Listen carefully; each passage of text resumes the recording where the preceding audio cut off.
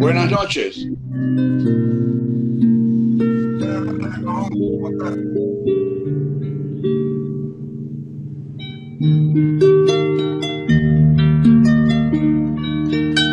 noches. Buenas noches. Buenas noches. ¿Cómo estás? ¿Me oye?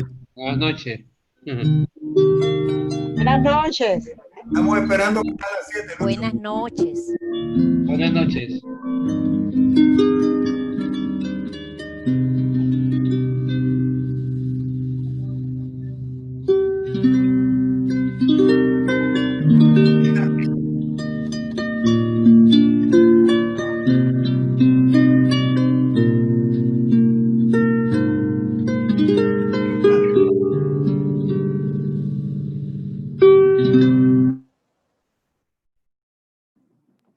Buenas noches, sean todos bienvenidos a la sala de actos virtual de la Academia Panameña de la Lengua.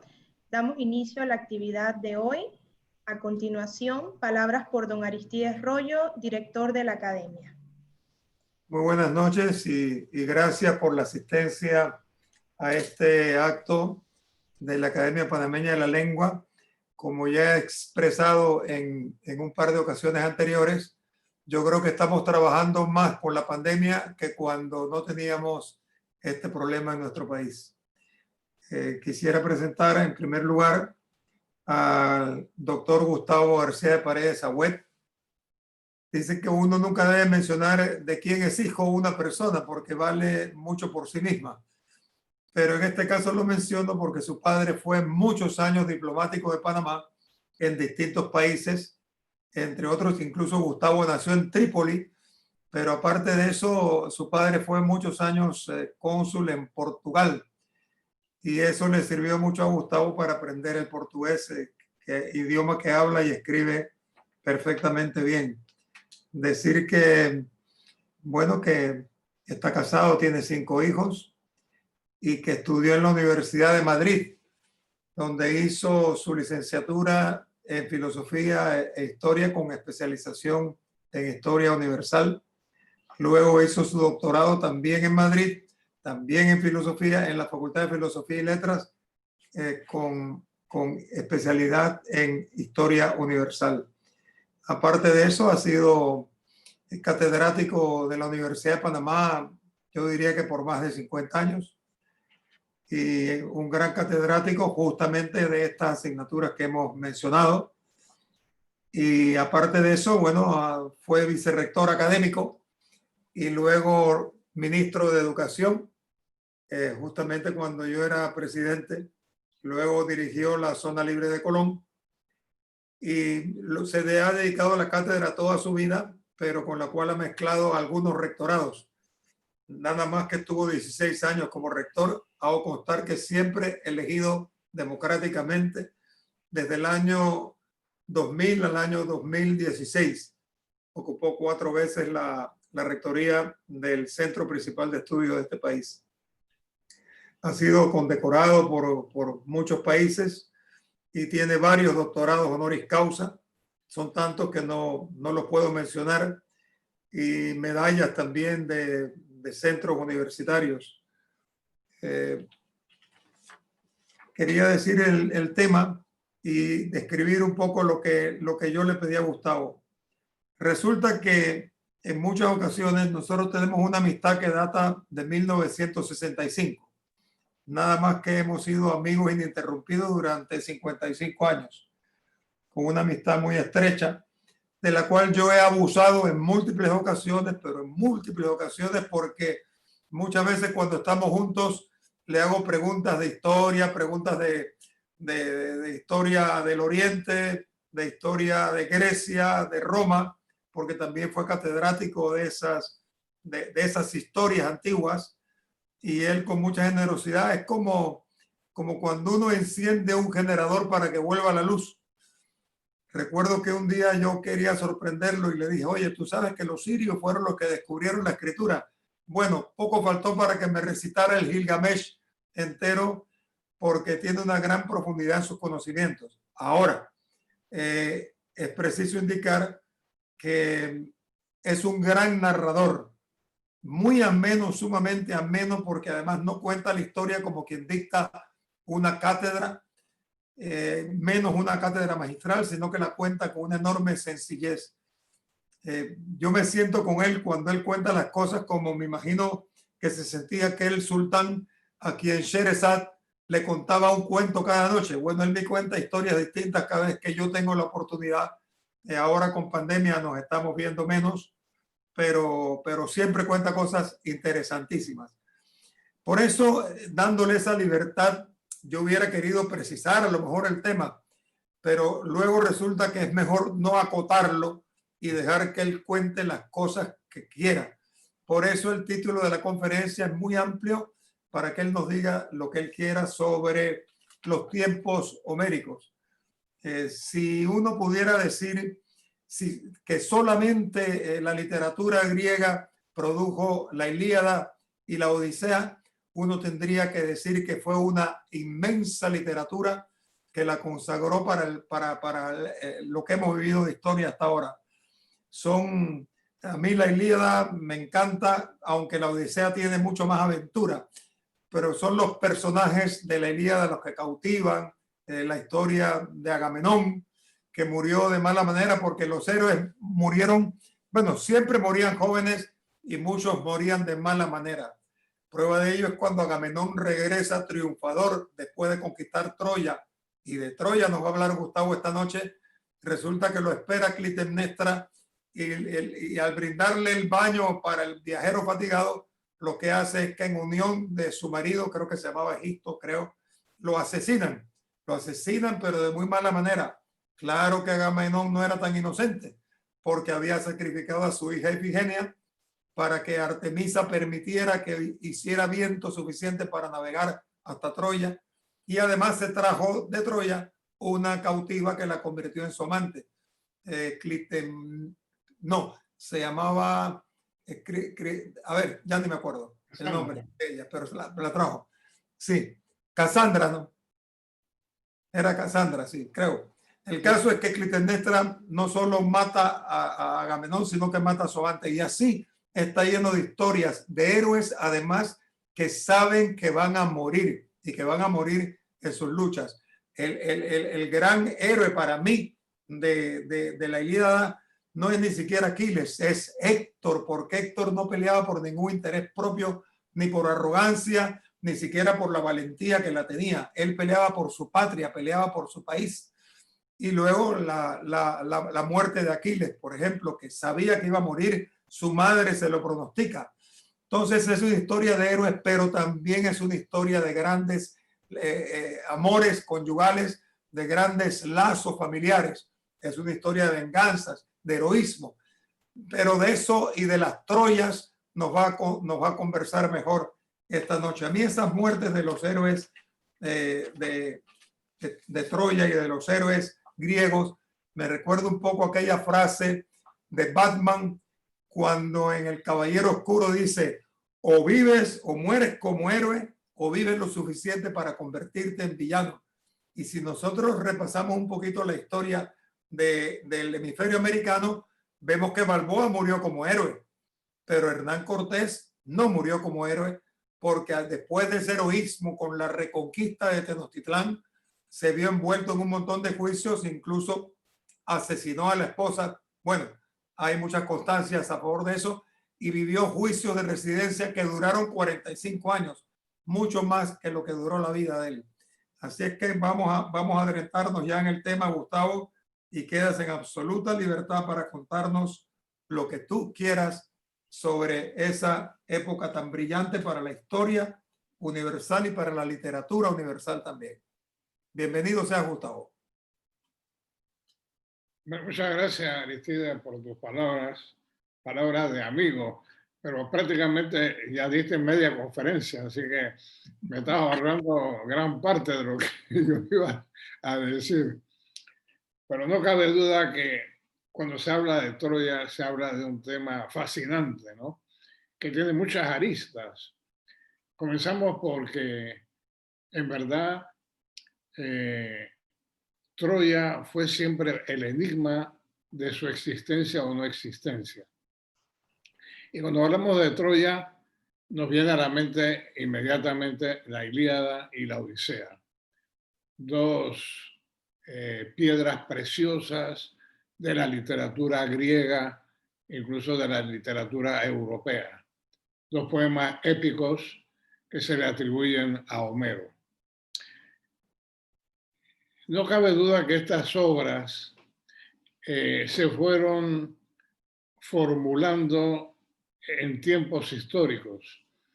Tienen que haber sido narradas de generación en generación por los juglares de la época, llamados los rapsodas, que contaban la historia tanto de la Ilíada como de la Odisea, y se fueron pasando de generación en generación. Y tomó forma la Ilíada y la Odisea en tiempos de Pisístrato, donde se hizo una redacción ya de todas estas historias que se venían contando. Y yo diría que la redacción final fue en tiempos de Pericles. Desde entonces, bueno, han sido dos libros de estrella que realmente emocionan, ¿no? Por su forma, por su contenido, que no es necesariamente de una guerra, sino los sentimientos humanos, que veremos un poco más adelante. Esta obra se debe haber escrito finalmente hacia el siglo VIII a.C. Realmente se le atribuye a Homero. ¿Homero realmente existió o no existió? Esa es una pregunta que se mantiene todavía hoy día. No es segura la existencia de Homero.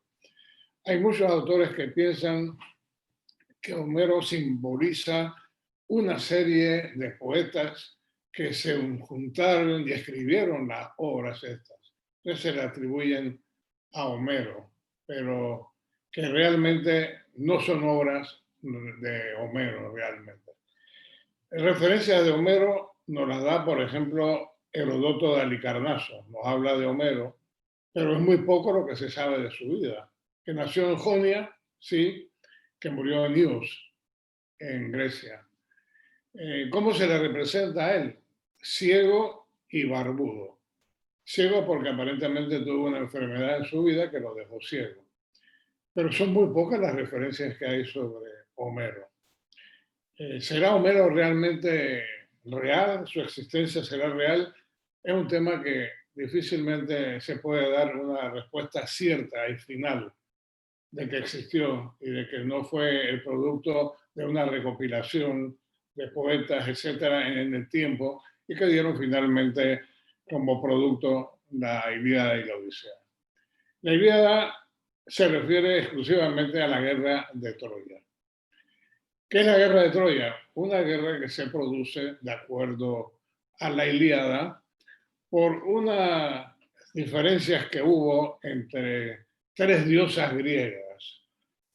Minerva, la diosa de la inteligencia, Afrodita, diosa de la belleza, y Palas Atenea, la diosa de la guerra. Esa disputa que había entre ellas por determinar cuál era la mejor, decidieron bajar a la tierra y encontrar a un personaje que decidiera lo que ellos no podían decidir en el Parnaso. Y finalmente entonces encontraron a París, y París le dio pues el favor a Afrodita, la diosa de la belleza, y eso le trajo como consecuencia que Afrodita lo premiara con la mujer más bella que había en el mundo. Y esa mujer más bella que había en el mundo era Helena, pero era esposa de Menelao, rey de Esparta. Y efectivamente, después de haber visitado el reino de Esparta, se llevó a la mujer para Troya. Eso indudablemente produjo movimiento fuerte entre los reyes griegos, porque Menelao era hermano de Agamenón y logró juntar a varios otros personajes, entre los que estuvo Ulises, Aquiles, Ajax, etc. Y se unieron para combatir a Troya y defender lo que era el honor de la mujer griega. Es una forma hermosa de presentar el motivo de la guerra entre Grecia y Troya. Ahora bien, ¿será verdad que fue Helena la causa de esta disputa? Yo diría que había intereses más de tipo económico. ¿Por qué económico? Porque efectivamente Troya estaba situada cerca de los estrechos, el Bósforo, los Dardanelos y entre ellos el Mar de Mármara.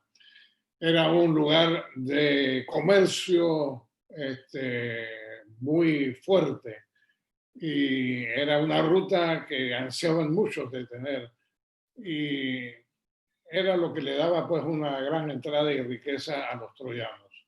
La expansión por el Egeo de los griegos lo llevó a chocar con los intereses troyanos y eso aparentemente produce finalmente el enfrentamiento entre griegos y troyanos.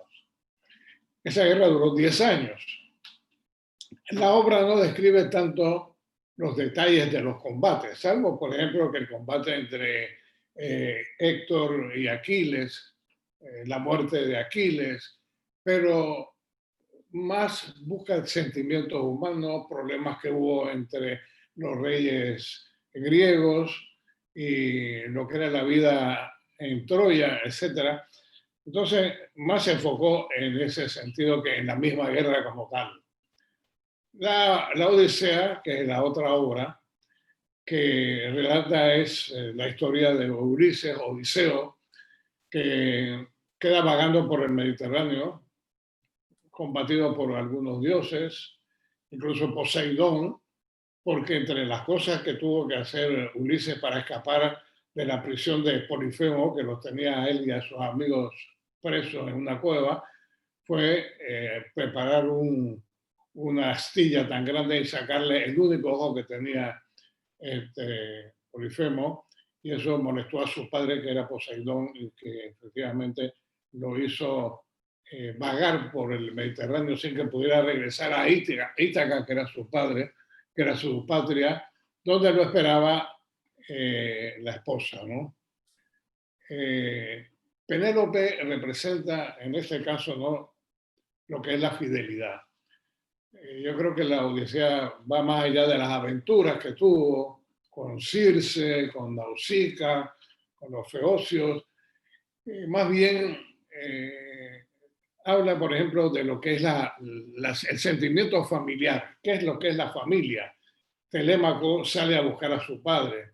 Le interesa saber dónde está su padre y ver cómo puede rescatar al padre, ¿no? Entonces, el tema de la familia, el tema de la patria, de regresar a Ítaca, a su patria, son temas que destacan en la obra más que la misma aventura como tal, ¿no?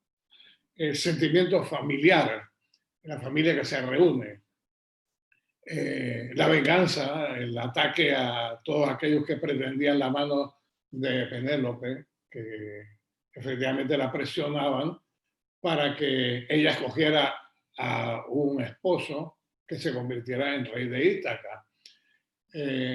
Y la venganza de Ulises, que regresa disfrazado de mendigo para que no lo reconocieran, lo reconoce su trabajador, su amigo, y conjuntamente con él y el regreso de Telémaco logran vengarse de todos estos pretendientes que vivían a costa de los dineros del trono de Ítaca, y produce la muerte de casi todos menos dos. Pues el tema de la venganza es un tema que está también permanente en lo que es la literatura griega. El tema de la venganza, que es un tema bastante oriental, ¿no? Y que mantuvieron los árabes también, por supuesto, ¿no? Entonces, es un poco las dos obras que son fundamentales en el desarrollo de la literatura europea. Ahora bien, ¿cuál es el objeto de esas obras? Es la existencia de Troya. Y la pregunta es, ¿Troya realmente existió? Bueno, hay muchas dudas de la existencia de Troya. Por décadas se buscó la ciudad de Troya, nunca se encontró. Y todo indicaba que era producto de la imaginación de Homero y que eran historias inventadas completamente porque no había ninguna constancia de la existencia de Troya. Ahí aparece una figura a la que le voy a dedicar un pequeño espacio, que es la de Schliemann. ¿Por qué? Porque yo creo que Schliemann es un personaje que es digno de conocer y la importancia que tiene históricamente es muy grande. Schliemann, hijo de un pastor, nació en un pueblo perdido de Alemania, pero de pequeño tuvo mucho interés por todas las leyendas de fantasmas, de Troya. Decía él, yo voy a descubrir Troya un día. Pero en verdad, él tuvo que entrar a trabajar como vendedor en una tienda de ultramarinos, pero entonces, después de eso, quiso buscar suerte y se embarcó para buscar suerte en un viaje a Venezuela. En el camino se hundió el barco frente a las costas de Holanda y se pudo salvar con mucha suerte y estuvo hospitalizado. Estando en Ámsterdam, él se dio cuenta que conocer idiomas era importante para poder prosperar en la vida. Y aprendió en un año francés, inglés, español, italiano, portugués y ruso. Fue contratado por una empresa por el conocimiento de los idiomas que tenía y lo mandaron a San Petersburgo porque hablaba ruso. Allá en San Petersburgo hizo su propia empresa y se fue desligando de la empresa que lo había contratado. Y fue enriqueciéndose.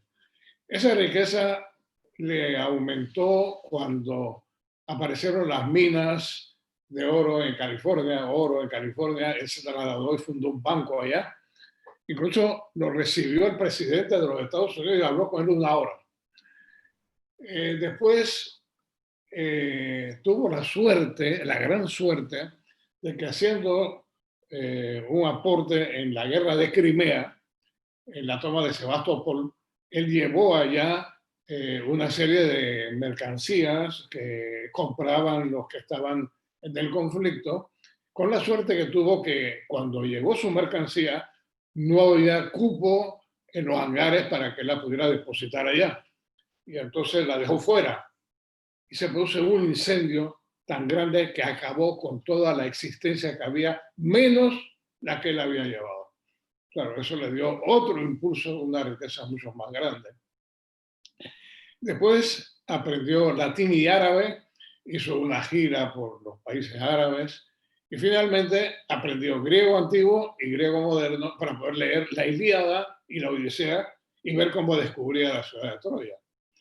Bueno, esto produjo risa entre todos los arqueólogos de la época, se burlaron de este aprendiz de arqueólogo y finalmente prepara su expedición, pero encuentra a una mujer tan bella que le recordó a Helena de Troya y se casó con ella.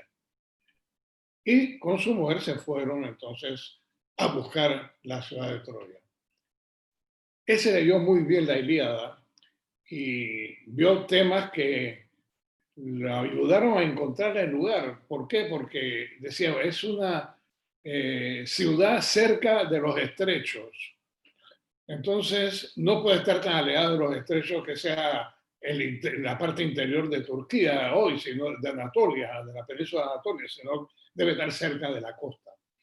Porque además la flota los alimentaba a ellos en una guerra que duró 10 años, la guerra de Troya.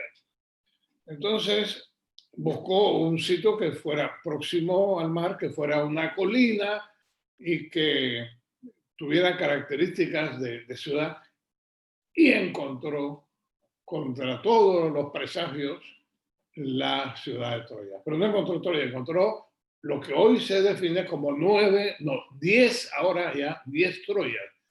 Había hablado antes de 6 Troyas, después se habló de 9 Troyas, ahora de 10 Troyas. ¿Por qué 10 Troyas? ¿Y cómo se encuentran 10 Troyas? Porque son ciudades que están superpuestas. Normalmente, cuando una ciudad era destruida, incendiada, etc., sobre ella se construía. No es que se hacía un espacio y se limpiaba todo lo que había para construir una, sino se iba construyendo, y muchas veces con los mismos materiales que quedaban de las ciudades anteriores, se iban construyendo las nuevas ciudades. La sexta es la ciudad supuestamente de Troya. Encontrada la ciudad de Troya, que él dice, esta es la ciudad de Troya, estaban trabajando los hombres cuando él, viendo los trabajos, vio un brillo. Suspendió los trabajos y les mandó a todo el mundo para su casa. Y con su mujer se fueron a ver qué era el brillo que había ahí y encontró un tesoro con 600 piezas aproximadamente, como que habían sido escondidos en algún momento, y él dijo, este es el tesoro de Príamo, el rey de Troya. Después resultó que no lo era, pero se lo llevó a Berlín. Y se llevó también una colección de cerámica de todo tipo que fue encontrando en las distintas ciudades. Y se lo llevó a Berlín. Ahí en Berlín incluso le hizo fotos a la esposa con joyas encontradas ahí, en Troya. Cuando llega la guerra del 45, para proteger la cerámica, lo que hace entonces es encajetar, el gobierno encajeta todo lo que había de cerámica y lo manda a un pueblo perdido de Alemania. Pero desgraciadamente en ese pueblo había la costumbre de romper platos en los matrimonios. Y la gente aparentemente, para no romper sus propios platos, fueron y buscaron estos platos y los fueron rompiendo todos. Y se perdió un gran tesoro, ¿no? Realmente de las 9 o las 10 Troyas que había entonces. Pero bueno, ya se había descubierto la ciudad de Troya. Y eso abría las puertas a la época arcaica de la historia de Grecia, desconocida. Pero él no se contentó. Por eso la importancia de él, no se contentó con el descubrimiento de Troya, sino que él se fue a Micenas. ¿Qué había en Micenas? En Micenas había unas murallas, nada más, que nadie daba importancia. Pero esa era donde había llegado, como tú referiste, Agamenón. Agamenón que llegó con Cleopatra, ¿no? Hija de Príamo, con la que había tenido hijos también. Y indudablemente que Clitemnestra, que era la esposa, tenía pues un gran odio hacia el marido, no solamente por el tema de que le había engañado y tenía otra mujer con otros hijos, etcétera, sino que a su misma hija Ifigenia la había mandado para que la sacrificara a Aquiles para que los dioses permitieran la partida de la flota que no podía salir de puerto porque no había el viento necesario. Pero ella no murió, esa muchacha no murió, la defendió y la salvó a Artemisa y la mandó a otro lado, o sea que ella sobrevivió realmente a la muerte que se le había destinado, ¿no? Indudablemente que el regreso de Agamenón a Micenas lo mató efectivamente Egisto, que era el amante de Clitemnestra, y Clitemnestra estaba en un baño, le tiró un vestido encima y de 3 golpes lo mató. Bueno, allí encontró Micenas Schliemann y encontró en sus excavaciones unas tumbas que tenían algunos restos arqueológicos interesantes. Y dijo, estos son los restos de Agamenón y sus amigos, que no eran tal cosa, pero indudablemente descubrían una ciudad que era uno de los centros más importantes aqueos de la época, porque son los grupos aqueos primitivos que llegaron originalmente a Grecia. Pero tampoco contento con eso, se fue a Tirinto y descubrió en Tirinto también las murallas grandes. Recuerden que todas estas ciudades griegas eran amuralladas, pero bien amuralladas además. Todo lo contrario a otras ciudades que no eran amuralladas, como por ejemplo lo que veremos en Creta, ¿no? Después de Tirinto, entonces decide y piensa que el centro de esta cultura no estaba ni en Micenas ni en Tirinto, sino estaba en Creta. Entonces se trasladó a la isla de Creta y vio sitios donde había pues algún palacio, porque la cultura cretense era de palacios, no de ciudades fortalecidas, fuertes y eso, ¿no? Entonces, los palacios eran los que tenían alguna ventaja sobre otros palacios y así había pequeños palacios que eran más importantes y que de alguna manera controlaban a los otros, ¿no? Y pensó que allí debía estar el origen de esa civilización creto-micénica. Y efectivamente hizo una compra de 2.000 olivos. ¿Por qué compró olivos? Porque las tierras allá no se vendían por medida, sino por cantidad de olivos que tenían.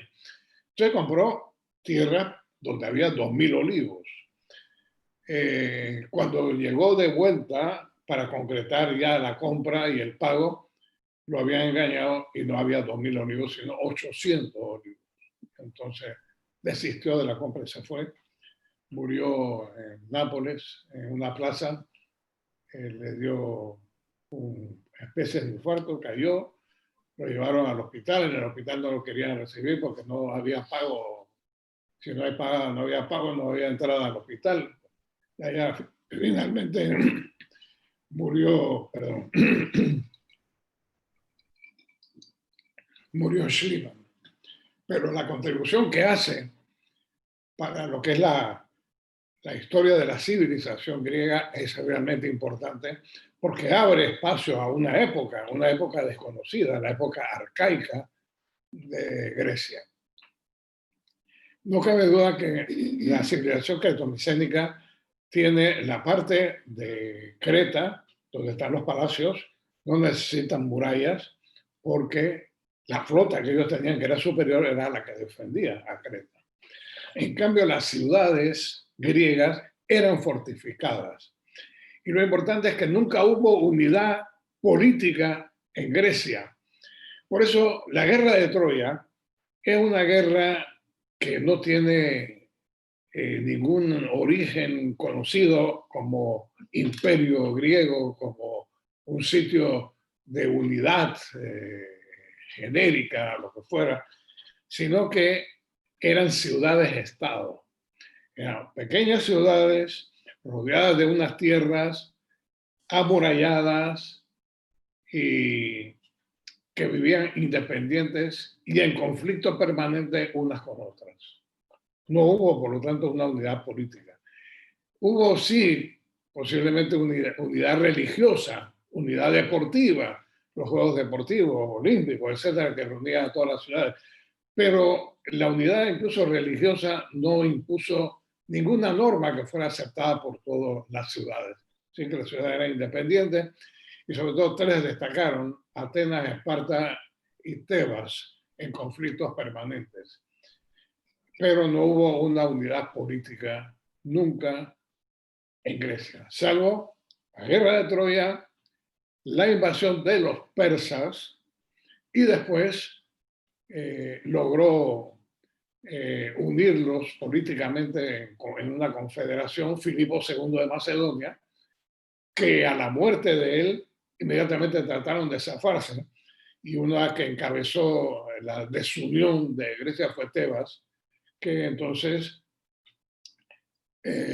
Alejandro atacó, destruyó completamente y vendió a 30.000 de sus ciudadanos, no esclavos, ciudadanos, los vendió como esclavos, dando un castigo severísimo a cualquiera que intentase romper la unidad que ahora imponía Alejandro Magno, que dejó después a Casandro ahí cubriendo esa unidad y él se fue a hacer sus aventuras en Oriente. Entonces, esas son características que realmente se van distinguiendo en esta época y yo digo que Schliemann sí realmente fue un hombre que hizo un aporte muy importante a lo que es la civilización y la cultura, ¿no? Entonces, yo diría que el tema homérico está visto en la Ilíada y la Odisea, en los descubrimientos de Schliemann, y yo pienso que realmente estamos en presencia de una época desconocida y que gracias a Schliemann se fue conociendo mucho más y mucho mejor.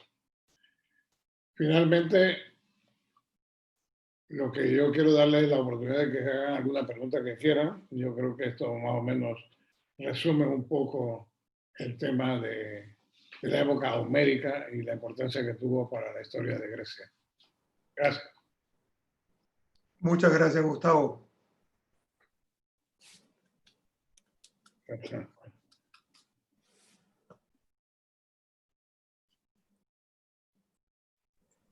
Puede hablar, don Rafael. Encienda el micrófono. Muchísimas gracias, doctor García Paredes, por la conferencia magnífica. La he disfrutado muchísimo y me queda un poco la duda si Elena aparece, la Elena de Schliemann aparece después. ¿Qué fue lo que lo movió a él a hacer toda esta inversión, a hacer todo este trabajo? O sea, ¿qué es lo que había en su historia personal que lo llevó a querer conocer estos entresijos? Muchísimas gracias. Yo diría que fue un sueño de juventud que él quiso de alguna manera, cuando tuvo la oportunidad, de llevarlo a cabo, ¿no? Era un hombre muy interesado en los temas históricos. En la época, el tema de la arqueología, los descubrimientos arqueológicos era realmente importantísimo. La gente estaba pendiente de todas las noticias de los descubrimientos que se hacían. Por ejemplo, el viaje de Livingstone, de Cayute en África, en fin, todo eso eran temas, Camerún, eran temas que la gente seguía muy de cerca. Tal vez no había novelas, no había televisión, entonces había interés por ese tipo de aventuras, ¿no? Y yo creo que él lo que hizo fue un sueño de juventud, con las posibilidades económicas de poderlo llevar a cabo, y entonces efectivamente hacerlo. Y era tan desinteresado que no solamente se contentó con solamente llegar a Troya, sino que fue a Micenas, a Tirinto, y si hubiera tenido oportunidad hubiera descubierto los palacios de Creta, ¿no? De la civilización cretense. Helena, que fue llevada a la fuerza, pero no a la fuerza porque aparentemente ella sí estuvo de acuerdo con irse con París. Ella regresó con Menelao a París. Entonces ahí se cumplió pues todo ese proceso. Helena de Troya, ¿no? La esposa de él, bueno, él vivió con su esposa, ¿no? Porque era una mujer, dice que era muy, muy hermosa. Dicen que era muy hermosa la mujer. Le recordó a Helena, ¿no? Muchas gracias. O sea, de alguna manera esa esposa de él fue uno de los trofeos por meterse en su sueño de juventud, ¿no? Fue porque él pensó que era la belleza de Helena, ¿no? Sí. Sí, sí. Gustavo, pero... Muchas gracias. ¿Puedo? ¿Sí? Gustavo, ¿me oyes? Sí, te oigo, sí. Te quería preguntar si yo recuerdo bien, porque últimamente yo no he leído la Ilíada, pero si yo recuerdo bien, la impresión que le da a uno es que París demostró cierta cobardía, porque cuando lo hieren la primera vez, que creo que fue Aquiles, él comenzó a correr. Efectivamente. Sí, no se enfrentó. La valentía que tenía Héctor no la tenía su hermano Paris. ¿Es así? Efectivamente, es así. Salió, sí, él se retiró, ¿no? Y se le criticó mucho eso. El tema de Aquiles, que es un tema muy interesante, ¿no? Aquiles, su madre era Tetis, Sí. y aparentemente lo que hizo ella fue bañarlo en la laguna Estigia para hacerlo invulnerable. Pero lo agarró por el talón para poderlo meter, sumergir en la laguna Estigia. Por lo tanto, el talón quedó siendo vulnerable. Y eso fue lo que lo mató precisamente, porque después que él mata a Héctor en un combate singular, entonces una flecha de Paris le da precisamente en el talón, que se llama hoy día talón de Aquiles. Claro. La película sobre Troya lo que muestra es que cuando le pega la flecha en el talón, él cae y se pega en la cabeza. Entonces, ¿se lo mató la flecha o le metió el golpe en la cabeza? No está claro. Por otro dicen que la flecha estaba envenenada. Entonces, hay muchas versiones, pero efectivamente el talón de Aquiles fue el que lo mató. Hay una versión también que dice que Aquiles, ya con el flechazo en el talón, todavía tuvo fuerzas suficientes para matar a 2 o 3 soldados de Troya. Sí, era, murió enseguida.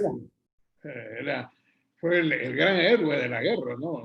El que hizo posible la victoria, porque él se había retirado cuando le quitaron a Briseida, que era una de sus favoritas esclavas, se la retiró. Sí, y eso lo molestó tanto que se retiró de la guerra. Y efectivamente hubo problemas, ¿no? Quedó los ejércitos así griegos un poco afectados, ¿no? Entonces Patroclo, que era el amigo íntimo de él, Sí. se puso las armaduras de Aquiles y salió a luchar por muerto por Héctor. Y eso produjo que Aquiles volviera nuevamente a la contienda y se enfrentara con Héctor y lo matara. Pero te das cuenta, Gustavo, que Aquiles regresa a la guerra. Motivos tenía para no haber regresado, por la conducta terrible de ¿cómo se llama? Del rey. Sí. Por la conducta terrible. Pero regresa porque consideraba que era un deber moral. Sí, con su amigo Patroclo, era Sí. fundamentalmente, ¿no? Que mucha gente interpreta de que, bueno, que era más que una amistad, ¿no? Sí. Pero eso no era pecaminoso en la época, era más bien un hábito, ¿no? Eso hay que ver temas, por ejemplo, tú tienes a Adriano que tenía a Antino, su favorito, al cual le hizo muchas estatuas, ¿no? De manera que sí, eso era una costumbre que no era tan pecaminosa como se ve hoy día, ¿no? Estamos abusando, como ya es costumbre mía, abusando un poco de nuestra amistad. No. ¿Tú nos podrías contar un poquito por qué Grecia tuvo tanta influencia en Roma? Que los patricios romanos eran educados en griego, aparte del latín. ¿Por qué ejerció tanta influencia? ¿Por la filosofía? ¿Por qué? Bueno, porque no cabe duda que la civilización griega era superiorísima a la civilización romana, no cabe la menor duda, ¿no? Incluso todos los romanos que tenían, ¿no?, cierta posición económica buscaban entre los griegos preceptores para sus hijos y encomendaban allá también la factura de estatuas, etcétera. De manera que toda esa cultura fue incluida, ¿no?, en lo que era la civilización romana, porque era superior. Incluso la literatura influyó también. Ahí realmente la influencia básica de la cultura griega se hizo sentir mucho en Roma, ¿no? Incluso sus dioses son los mismos dioses, cambian de nombre, pero siguen siendo los mismos dioses. Sí. Aquí para las damas que nos acompañan, que tengan empleadas domésticas, leí en un libro de historia de Grecia que los patricios griegos consideraban bien a quien trataba bien a su servidumbre. Y si se descubría que uno de esos patricios trataba mal o le daba un latigazo o golpeaba a un empleado o una empleada, lo juzgaban mal en la Grecia antigua. En verdad, los avances sociales se fueron dando básicamente, aunque parezca mentira, te lo digo hoy, por los tiranos. Tirano es un término ofensivo hoy día, ¿no? Pero en la época, los tiranos hicieron una contribución importantísima a la democracia. Y te explico cómo. Como ellos salían de las clases más poderosas económicamente, entonces se debían a ellos, y esta gente que siempre era insatisfecha con lo que tenía, pedía más y más y más. Y llega un momento en que estos individuos tan poderosos políticamente tenían que prescindir de su gente y buscar el apoyo del pueblo. Para buscar el apoyo del pueblo, tenían ellos que darle algunas ventajas y algunos privilegios que se fueron acumulando y que después no se pudieron quitar. Porque cuando tú das un privilegio, muy difícil lo puedes quitar, ¿no? Lo hace incluso un dictador hoy día. Un dictador hoy día trata de, cuando no tiene el apoyo de las clases privilegiadas, busca también la atracción del pueblo, y para hacerlo tiene que darle prebendas, de facilidades, etc. Entonces allí comienza a protegerse, ¿no? Lo que son los esclavos fundamentalmente, ¿no?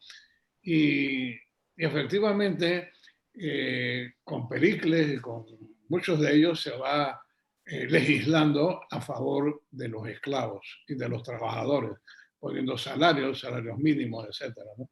Sí, hubo una mejoría, pero te voy a decir, en la época clásica había 200.000 esclavos. Caramba, caramba. Bueno, Nicole, ya hemos abusado bastante de Gustavo esta noche. Entonces, Fulvia Morales. Buenas noches. Hola. Muy buenas noches, doctor Gustavo García de Paredes. Es un gusto escucharlo nuevamente. Gracias. Y su ameno discurso, que nos ha ubicado en la cuestión homérica, que es tan interesante, y como lo ha planteado usted, con ese discurso entretenido, y ha visto por un lado el hecho histórico, pero con esa incertidumbre de la verdad o no, y además enlazado con el texto literario, que esto nos lleva a reflexionar y a pensar nosotros como docentes de literatura, hoy más en el Día del Maestro, nos lleva a pensar de qué manera entonces debemos abordar estos textos. Desde esa relación hecho histórico, la incertidumbre del hecho histórico y también del texto literario. Muchísimas gracias por ese discurso que nos ha hecho sentir muy bien, con esa amenidad que lo caracteriza, y muy buenas noches a todos los presentes, al doctor Royo y todos los demás. Espera, Fulvia, que no podemos cerrar sin una pregunta. Te quiero hacer esta pregunta. Hoy, en la actualidad, los muchachos de escuela secundaria están leyendo la Ilíada y la Odisea. No puedo contestarle la pregunta porque hace mucho tiempo que estoy fuera del escenario de secundaria. Me he dedicado a la universidad, pero sería muy interesante abordarlo, ¿no? Y comenzar entonces con un discurso como el del doctor Gustavo y ver qué es el hecho histórico y qué es la literatura en esas dos grandes obras. O sea, verlo con otra metodología, con otra didáctica. Interesantísimo enlazar la historia, si eso no es, y el hecho literario, ¿no? No sé, me ha puesto a reflexionar sobre todas estas cosas y más siguiendo un hilo conductor como es el del investigador arqueólogo Liebman, ¿no? Entonces, ¿cómo lleva él por pasión o por sueño a ver qué era realidad y qué no era realidad? Entonces me gustó mucho su hilo conductor también del discurso. Gracias. Bueno, nos quedan un par de tareas. Releer la Ilíada, releer la Odisea y buscar la vida de Schliemann. Y proponer un nuevo método de lectura para estas obras. Muy bien, muy bien, muy bien. Un segundito, si me permiten. ¿Puede ser? Sí. Ahora. Adelante. Solamente para saludar muy efusivamente al doctor García Paredes, fue mi jefe en la lotería. Soy Tirsa. Yo creo que si todos contaran la historia como la cuenta el doctor García Paredes, estaríamos enamorados de la historia. De todas las épocas. De todas las épocas. Gracias, Gustavo, porque la verdad es que esto ha despertado mucha curiosidad en mí. Un saludo. Verte. Muy bien. Nicole, adelante. Si no hay ningún otro comentario, doctor Rollo, procedemos a cerrar la sala. Muy bien. Muchísimas gracias a todos por su asistencia, por las preguntas y haber disfrutado, como hemos todos disfrutado, la presencia y la participación de nuestro querido amigo Gustavo García Paredes. Que tengan todos muy buenas noches. Y otra vez, gracias. Gracias. Buenas noches. Buenas noches. Buenas noches. Hasta pronto. Buenas noches a todos. Buenas noches. Hola, Rodolfo. Hola, doctor Rollo. Buenas noches. Buenas Saludos. noches. Buenas noches. Hasta luego. Hasta la próxima. Luego. Luego.